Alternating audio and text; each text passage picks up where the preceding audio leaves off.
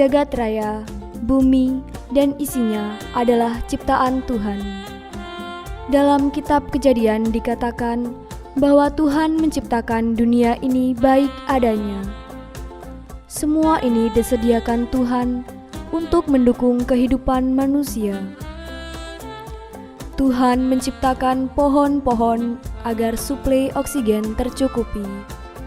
Tuhan menciptakan hutan di gunung-gunung agar mata air yang jernih bisa muncul di lerengnya.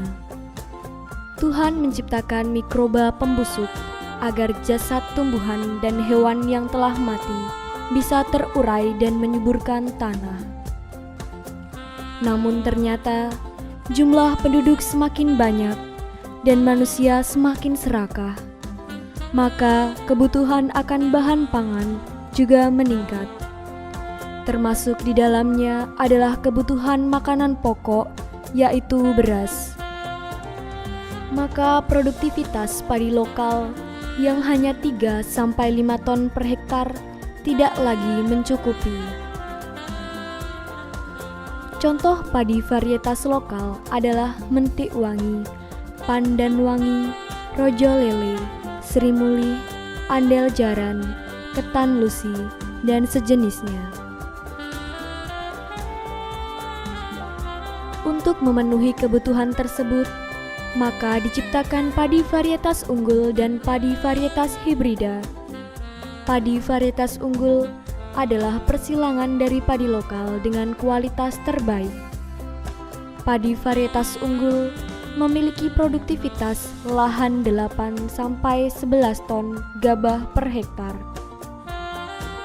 Padi varietas unggul biasanya tidak membutuhkan terlalu banyak air. Contoh dari padi varietas unggul adalah Ciherang, IR64, Ciliwung, Cobogo, dan sejenisnya. Jenis lainnya adalah padi varietas hibrida. Padi varietas hibrida dihasilkan dari padi dengan spesies dan jenis yang berbeda.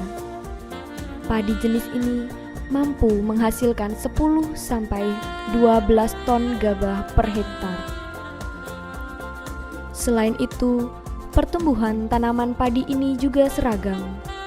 Contoh dari padi varietas hibrida adalah Intani dan Adirasa. Kebutuhan beras dapat tercukupi dengan munculnya padi varietas unggul dan padi hibrida. Namun, untuk mencapai hasil produksi yang maksimal, ternyata membutuhkan biaya yang cukup besar, terutama untuk pembelian pupuk dan obat pembasmi hama. Pupuk yang diberikan pun tidak sembarangan. Padi varietas hibrida yang rakus akan pupuk tidak bisa memberi hasil maksimal jika hanya diberi pupuk kandang. Padi ini membutuhkan pupuk kimia dengan jumlah yang cukup banyak. Mulai ada pengaruh kimia, zat kimia melalui pupuk buatan yang pada awal Orde Baru itu dimulai, dan itu dampaknya akan tidak baik untuk pertanian. Untuk itu kita terpanggil untuk melestarikan alam sesuai dengan isi perjanjian lama, bahwa Tuhan itu menciptakan bumi dan seisinya dalam keadaan baik. Manusia diserai untuk mengelolanya.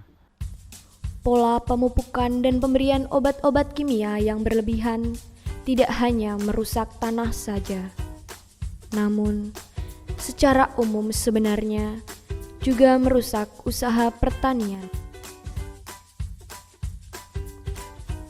Pestisida memang membunuh hama wereng, penggerak batang, dan ulat.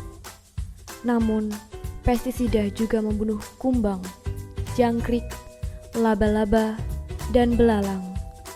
Dengan kata lain, pestisida memang membunuh hama, tapi juga membunuh predator alami hama tersebut. Klaim padi varietas baru yang dikatakan tahan hama ternyata juga tidak benar, Demikian juga dengan klaim bahwa padi varietas hibrida yang tahan akan kering ternyata tidak sepenuhnya tahan terhadap kekeringan. Demikian juga dengan pembenihan. Petani tidak bisa membuat sendiri benih padi hibrida. Padahal harga benih ini jauh lebih mahal dibanding benih lokal. Dengan demikian, dalam jangka panjang, padi varietas hibrida tidak bisa memberikan keuntungan bagi petani. Namun, tidak semua petani mampu memahami persoalan ini. Oleh karena kondisi tersebut, maka beberapa petani yang memiliki pandangan yang sama kemudian berkumpul. Mereka kemudian merintis pertanian organik yang lebih ramah lingkungan. Tanaman yang mereka tanam salah satunya adalah kobis bunga. Pada tahun 1989, kelompok petani yang peduli pelestarian lingkungan ini kemudian membentuk wadah dengan nama Kelompok Petani Hari Pangan Sedunia Sedayu. Kelompok ini memiliki pelindung Romo Kirjito, seorang pastor yang sangat peduli terhadap pelestarian lingkungan. Sebagai pembina dan penggerak adalah Bruder Yohanes Budi Suyanto FIC, dan sebagai ketua adalah Bapak Yoakim Jumono. HPS Sedayu memiliki visi memelihara ciptaan Tuhan. Karena dengan memelihara ciptaan Tuhan, kita umatnya juga telah memuliakan Tuhan. Organisasi ini memiliki visi, yaitu memulihkan kondisi tanah pertanian dan lingkungan yang telah tercemar oleh pupuk kimia yang terbukti berakibat buruk terhadap kesehatan manusia. Penggunaan pupuk kimia harus diganti dengan pupuk organik agar petani dapat memproduksi pangan yang sehat.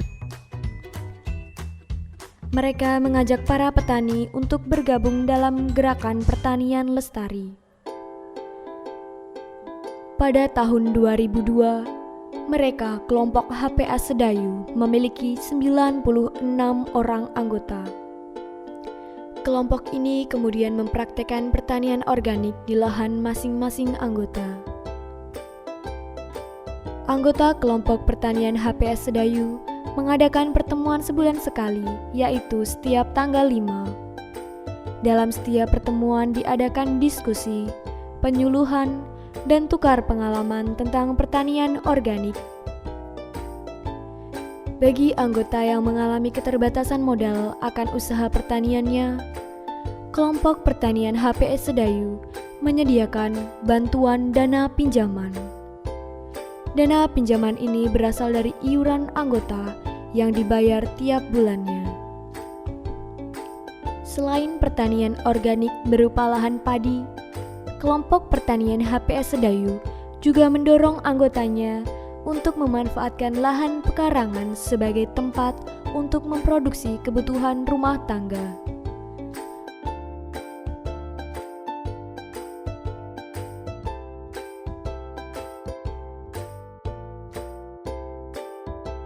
Pada lahan pekarangan yang biasanya tidak digunakan, bisa ditanami tanaman sayuran, tanaman bumbu-bumbuan, dan tanaman obat.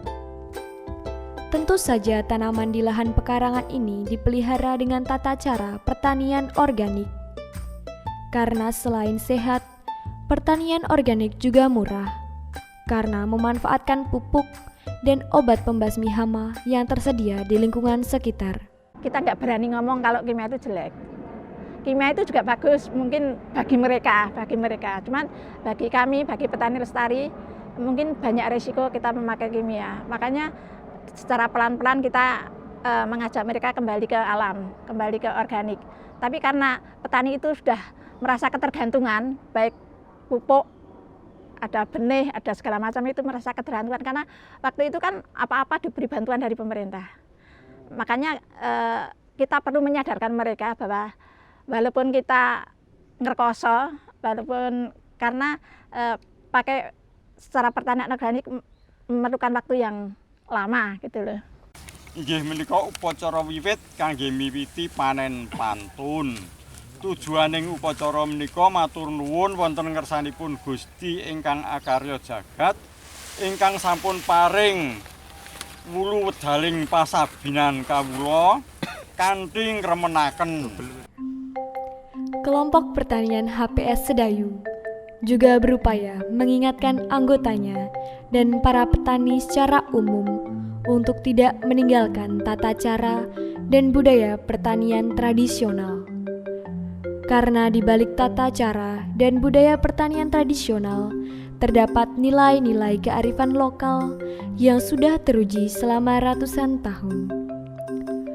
Bahwa kita manusia harus hidup selaras dengan ciptaan lain, dengan lingkungan sekitar, dengan tumbuh-tumbuhan dan hewan-hewan yang hidup di sekitar. Di antara ciptaan ini, ternyata terjalin hubungan yang saling membutuhkan, saling mendukung, sehingga kelestarian bisa tercapai. Zaman dulu, zaman nenek moyang kita, ketika masih tradisional itu mudah. Namun karena dari tahun ke tahun pola hidup modern, petani sekarang ini hanya mementingkan dirinya sendiri, tidak mementingkan makhluk hidup yang lain, maka sulit seperti itu. Nah, dengan adanya visi HPS ini mulai sedikit mau mengembalikan ya, pola-pola yang seperti itu. Nah, sehingga nanti makhluk hidup yang sebagai penyerang pertanian itu bisa terkendali. Jadi memang sulit Mas sekarang ini memasyaratkan hal seperti itu.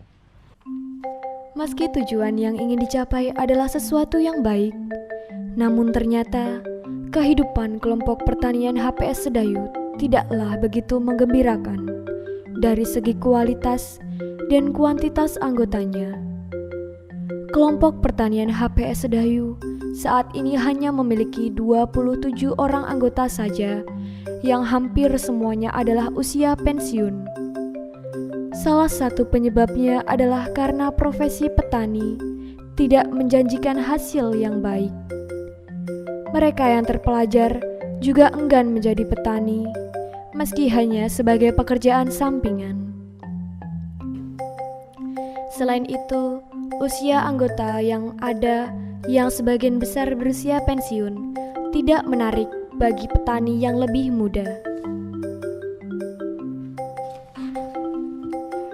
Di luar masalah keorganisasian, secara umum, gagasan tentang pertanian organik juga masih mendapat perlawanan dari industri pertanian berbasis biokimia yang selalu ingin mengeruk keuntungan dari bisnis pupuk dan obat-obat pertanian. Meski demikian, gagasan tentang pertanian organik yang lebih ramah lingkungan harus tetap diperjuangkan. Ini semua dikatakan demi kelestarian alam ciptaan, karena usaha pelestarian alam adalah investasi yang tidak pernah sia-sia.